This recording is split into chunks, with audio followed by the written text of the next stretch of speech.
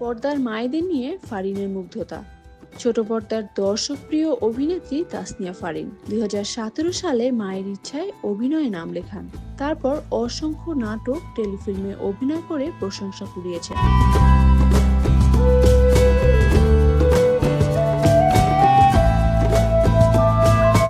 পাশাপাশি বেশ কটি ওয়েব সিরিজ, ওয়েব ফিল্মে অভিনয় করেও নজর কেড়েছেন ফারিন।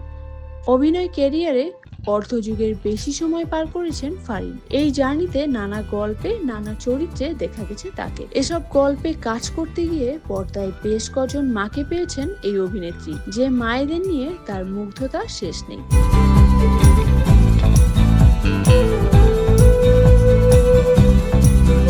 ফারিন বলেন, আমার প্রথম নাটক আমরা ফিরবো কবে, এতে আমার মা ছিলেন দিলারা জামান খালা। এমন কিংবদন্তি অভিনেত্রীকে প্রথম নাটকেই মা হিসেবে পেয়ে গর্বিত। উনি আমার কাছে বিশেষ একজন মা। এরপর অনেকেরই মেয়ে হয়েছি, অনেক মা পেয়েছি।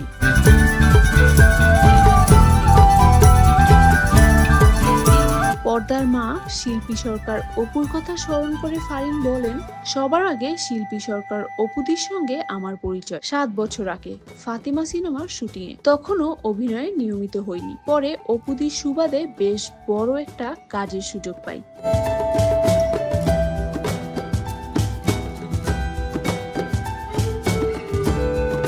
যেটা আমার ক্যারিয়ারে ভালো প্রভাব ফেলেছিল। সেই থেকে অপুদির সঙ্গে আমার অন্যরকম সম্পর্ক। পারিবারিকভাবেই আমাদের যোগাযোগ রয়েছে। অভিনেত্রী মনিরা মিঠুর কথা জানিয়ে ফারিন বলেন, মনিরা মিঠু আপার কথাও বলা যায়। উনি এত ভালো অভিনয় করেন যে তার মধ্যে আসল মায়ের প্রতিচ্ছবি খুঁজে পাই।